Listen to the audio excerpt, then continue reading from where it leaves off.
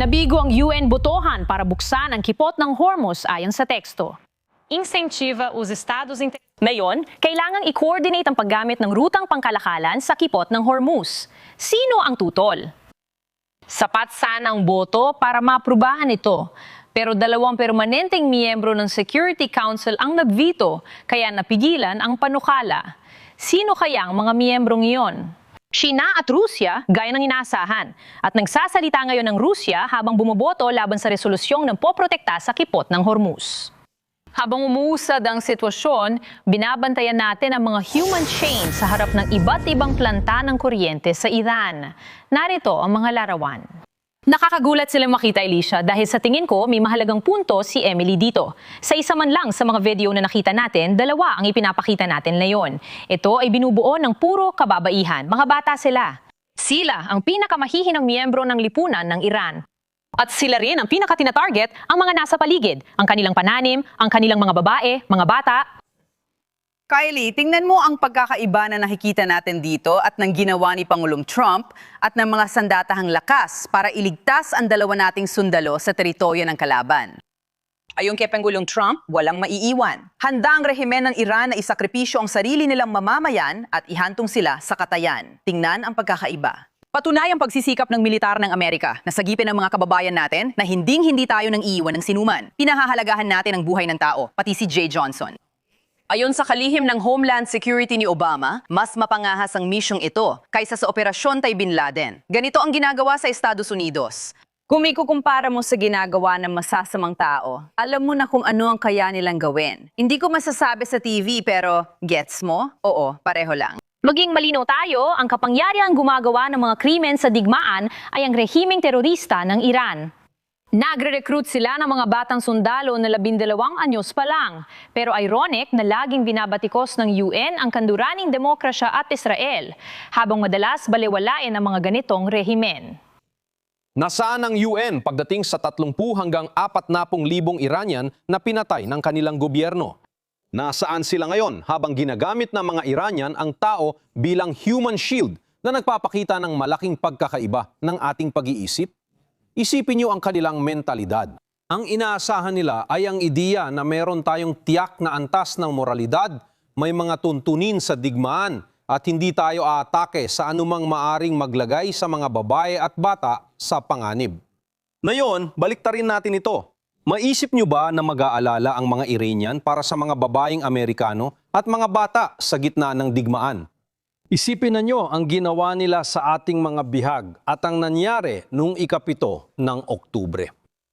Tungkol sa Israel, napakahirap isipin na ito ay sa kahit anong paraan ay proporsyonal. Pero syempre, sobra na yon para kilalanin ng UN. Palabas lang lahat, tayo pa ang nagbabayad para umatake sila. Pinagmamasdan ni Donald Trump ang NATO at kailangan ding suriin ng UN dahil sa palagay ko, talagang nawalan na ng silbi ang UN.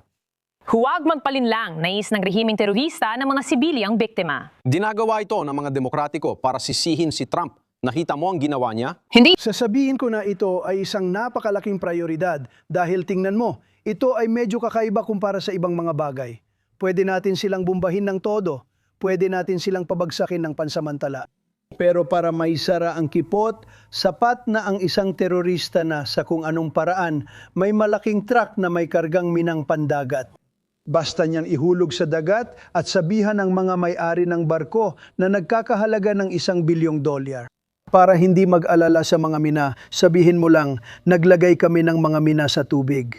Ngayon na ang huling taning para sa Iran.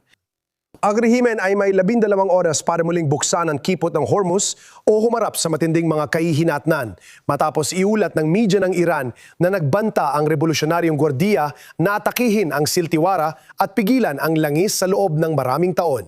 Kasama natin ngayon si dating commander ng USS Cole, Kurt Lippold, para talakayin ang digmaan laban sa terorismo. Salamat, Commander Lippold, sa pagbabahagi ng pananaw. Narinig mo si Pangulong Trump na nagsabing kahit maliit na mina ay pwedeng magdulot ng malaking pinsala at maparalisa ang kipot na yon. Alam mo naman na malamang ang mga Iranian ang nasa likod ng pag-atake sa Cole. Talakayin natin ang patuloy na pangalib ng Iran sa kipot. Magandang umaga, Griff. Dapat nating suriin hindi lang ang mga mina, kundi pati ang aspeto ng digmaang pang-impormasyon. Ang simpleng pag-anunsyo ng kakayahang ito ay nagdudulot na ng pag-aatubili sa mga barko. Ang ginagagawa ng rehimen ng Iran ay sinasakal at kinokontrol ang isang internasyonal na daanan ng dagat na hindi dapat payagan. Kahit ano pa man ang nararamdaman ng ibang mga bansa tungkol sa desisyon ni Trump na atakihin ang Iran para panagutin sila. Sa loob ng mga dekada, pumapatay ng libo-libo at naghahangad ng mga sandatang nuklear kasama ang mga balistikong misail, kailangang manatiling bukas ang kipot na ito. Tama siya sa pagsasabing gagawin natin ang kinakailangan para matiyak na papayagan ng Iran ang malayang pagdaan ng mga barko sa kipot ng Hormuz at sa gitnang silangan. Ikaw ang namumuna noon sa USS Cole nang may isang maliit na bangka ng mga teroristang suportado ng Iran na basta na lang lumapit sa barko at nagdulot ng matinding pagkawasak at kamatayan. Gaano kahirap pigilan ang pag-ulit ng insidenteng ito sa kipot na yon?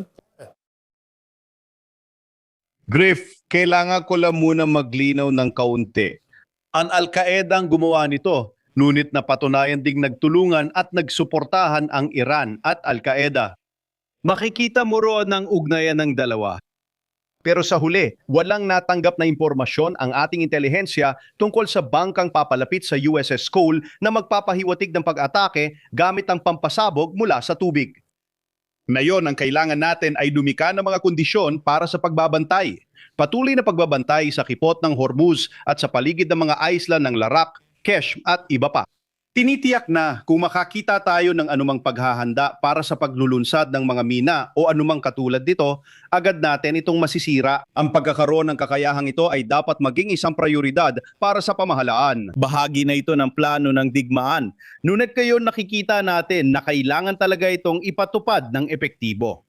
Gaano kahalaga na ipakita ng mga estado sa Golpo at NATO na handa silang tumulong magbukas ng kipot?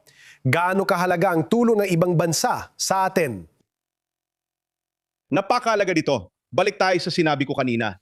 Kahit hindi tayo sanayon sa labanan kung tama si Pangulong Trump na gawin ito, kung hindi ngayon, kailan pa? At kung hindi, ilang buhay? Bigyan mo ko ng numero. Pero sa huli, ang pakikilahok ng NATO at ng gitnang silangan ay kapakipakinabang para sa kanilang lahat. Sa pagbubukas ng kipot, natitiyak ang tuloy-tuloy na daloy ng lanis, pati na rin ng iba pang mga produkto at kalakal.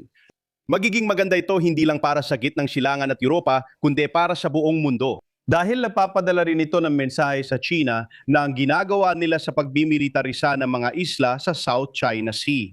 Hindi papayagan kung gagamitin nila ito para magpakita ng kapangyarihan at kontrolin ng rehiyon matapos ang pagsalakay sa Taiwan. Dapat tayong kumilos agad, pero bakit hindi tumutulong ang China o India na malalaking gumagamit ng kipot para palayain ito? Kung tutuusin, ang China ay nananatiling malupit na komunistang diktadura. Paulit-ulit nilang pinatunayan na hindi lang sila karibal, kundi totoong kaaway ng Estados Unidos dahil sinuportahan nila ang Iran. Tingnan mo ang ilang kamakailang artikulo ng Wall Street Journal na nagpapatunay dyan. Sa huli, kulang ang kapangyarihan ng India para pumunta at kumilo sa gitnang silangan. Isa silang regional na kapangyarihan at mahusay na partner. Oo, pero kailangan pa ring manatiling magkahiwalay ang dalawang bansa. Komandante, kakakumpirma ng Fox News na tinamaan ang isla ng Karg.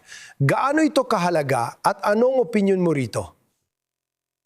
Isa itong malaking hakbang. Anumang magagawa para alisin ang kakayahang militar sa isla, sirain ang kagamitan ng IRGC at ang mga puwersa.